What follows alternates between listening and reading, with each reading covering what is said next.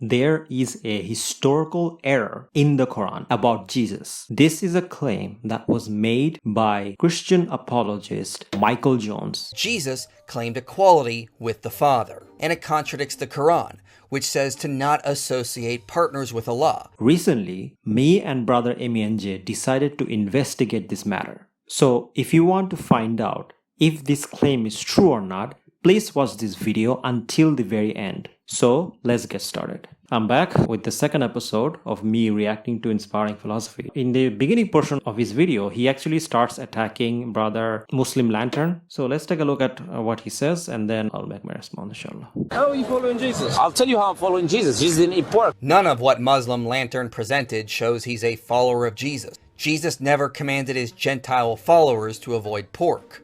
I'm about to end this man's whole career. That's not true. Jesus did actually forbid his followers from eating pork because Jesus says in Matthew 23, 1-3, then Jesus said to the crowd and his disciples, the teachers of the law and the Pharisees sit in the Moses' seat. So you must be careful to do everything they tell you, but do not do what they do, for they do not practice what they preach. So here Jesus is literally telling his followers to follow the rabbis and do everything they tell you. And what is it that they're telling you, right? What is it that they're preaching? They're preaching the law. They're preaching the Old Testament, right? So here, Jesus clearly validates the Old Testament. I don't make this stuff up. The Old Testament clearly says that you cannot eat pig. For example, it says in Leviticus 1, 11, 7-8, and the pig, though it has divided hoof, does not chew the cud. It is unclean for you. You must not eat their meat or touch their carcasses. They are unclean for you. Leviticus 11, 7-8. Pow!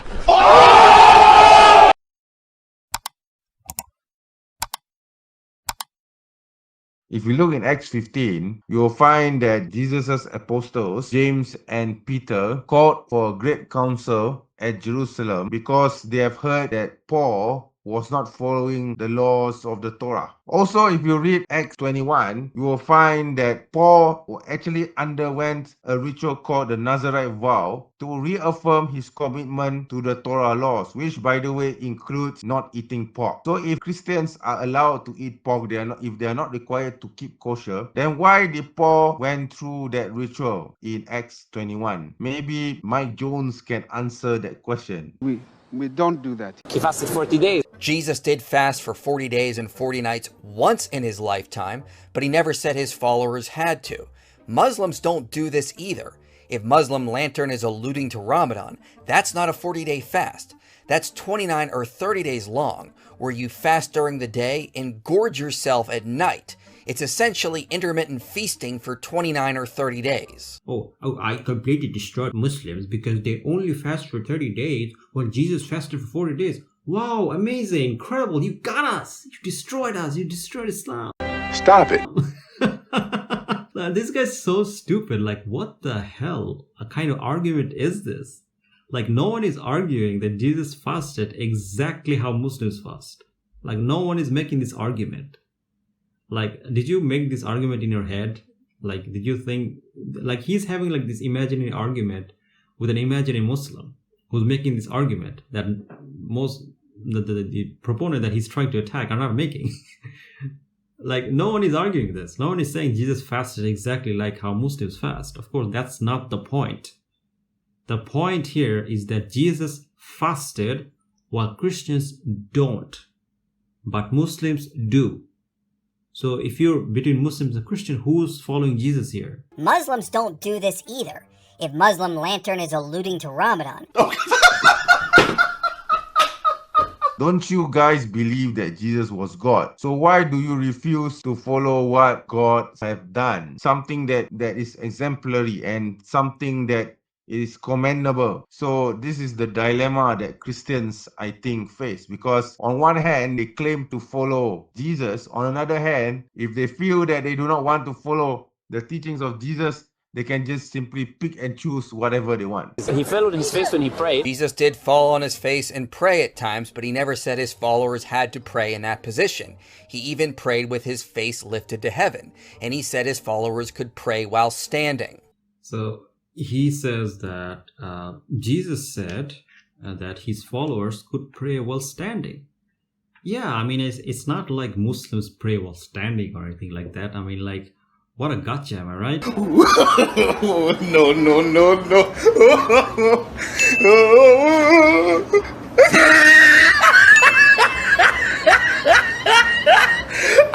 Frankly, I have not seen any Christian doing this. Today's modern churches, they do not practice this sort of things. Sujud by placing our foreheads on the ground. So you do see this being done by Muslims. However, you don't see this being done by Christians. His mother had a headscarf like our women have the hijab. Nothing in the New Testament that records that Mary wore a headscarf, and Jesus never said women have to wear one.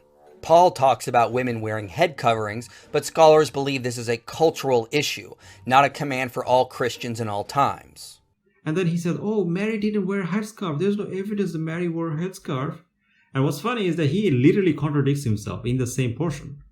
Later on, he actually quotes Paul telling women that they should wear a headscarf. And then he says that, oh, he's just saying that because of cultural issue. So you acknowledge that this was culturally normal, or the cultural norm at the time was that women wore a headscarf, right? You acknowledge this. Then why on earth would mother of Jesus not wear headscarf? Like, that doesn't make any sense. Like, he said, oh, there's no evidence that that Mary wear a headscarf. Then later on, he himself gives evidence of it. Like, this guy's so stupid. Like, he's like literally debunking himself in his own video. What's that, brother? Clearly, Mary was a Jewish woman. She practiced the tenets of the Torah. She, even according to the Bible, was from the line. So obviously, she would be wearing the head cover. It's all Jewish women do in their times, which is why you don't really see this being mentioned in the New Testament, because it's already assumed, it's already understood by Christians, especially in the first century, before the coming of Paul, of course, that a Jewish woman, someone who believes in the teachings of Jesus, alayhi salam, would, of course, be practicing certain tenets of Judaism, of the Torah. He worshipped God alone, so I follow Jesus more than you know anything about Jesus. Jesus did worship the Father, but he also accepted worship from his disciples, and he claimed to be God.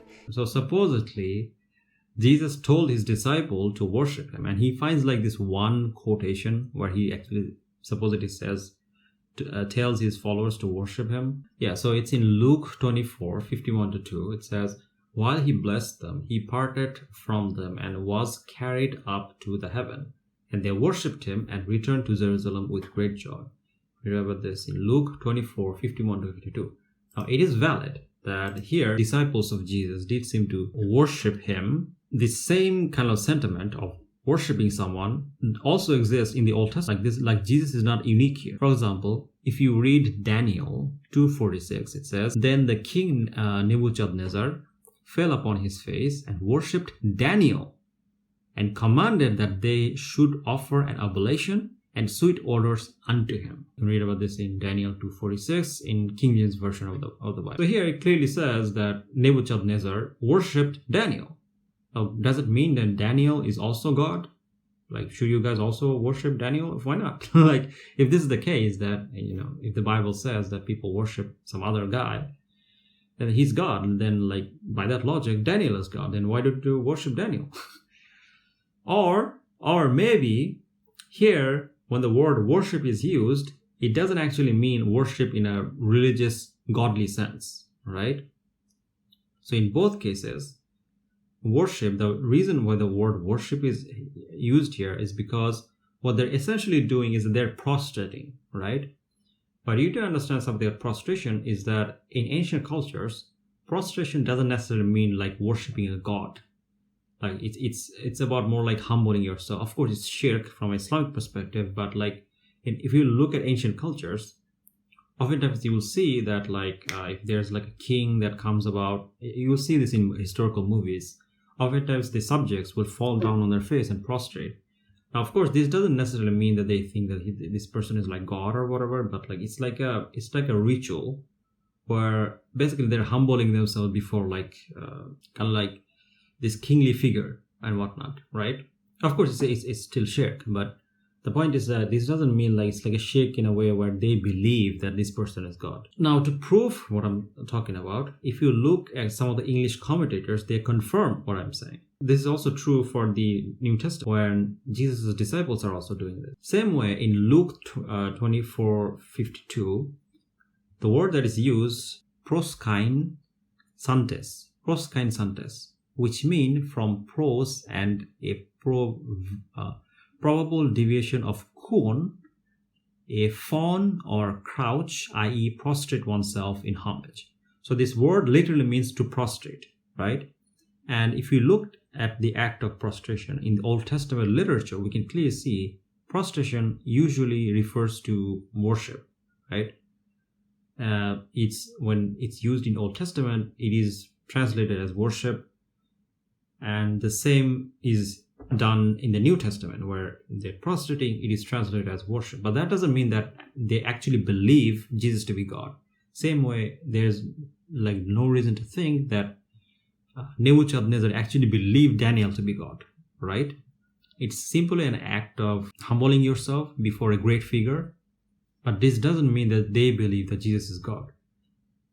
So that's point number one. And also, let's say for the sake of argument, I actually accept this idea that this does mean worship, right? They did worship him. How does that then prove that Jesus condoned this? Like, this doesn't mean that Jesus condoned this, right? It's possible that they may have done something out of emotion that Jesus never condoned, because we know what Jesus stood for. For example, in Mark 12:29, he says, "The most important one," answered Jesus, "is this: Hear, O Israel, the Lord our God, the Lord is one." Mark 12:29. So we have no reason to think this means anything other than what it says. The word that is used to denote bowing down or worship, which the English translations mistranslate as worship, is proskuneo. Okay, it is used. This same word is used in the Septuagint. Okay, not just for bowing down to God, but also bowing before kings or respected persons. Okay, for example, if you see Genesis 33:3, you will see Joseph's brothers doing proskuneo, bowing before Joseph. So does that mean that Joseph is God now? He even said in John 5, "All may honor the Son just as they honor the Father. Whoever does not honor the Son does not honor the Father who sent him. Truly, truly, I say to you, whoever hears my words and believes him who sent me has eternal life. He does not come into judgment, but is passed from death to life."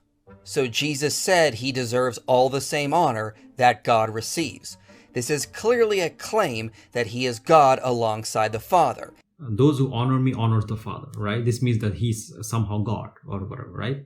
This is such a stupid argument, right? Like, for example, imagine if I said that those who dishonors me dishonors my parent, right? Which means if I am somehow dishonored, of course my parents will also feel that dishonor, right? Does that mean that somehow that means that me and my parents are the same thing? No, of course not. Same thing with Jesus. Just because Jesus is honored and that by default also honors God doesn't mean Jesus and God is the same thing. As a matter of fact, in Islam we have verses where it says that if you obey the Prophet, you have obeyed Allah, right? Doesn't mean that Allah subhanahu wa ta'ala and the Prophet is the same thing. No, of course not. It simply means that because Allah subhanahu wa ta'ala have told people to obey the Prophet and respect him, if you disobey that command, you're disobeying Allah. And same thing here. Like, because Jesus was a prophet of God, sent by God, who is honored by God, if you dishonor him, you're dishonoring God, because you're saying that God doesn't know what he's doing. That's all it means. It doesn't mean that Jesus and God are the same thing. So yeah, I guess that's about it. Thank you guys for watching. If you guys like the video, don't forget to like, share, and subscribe. Please consider subscribing to the channel. It helps a lot. And if you want to support me or support this channel and support my mission to take down Islamophobia, then you can become a Patreon or a YouTube member. Again, it helps a lot. See you guys next time. Assalamu alaikum warahmatullahi wabarakatuh.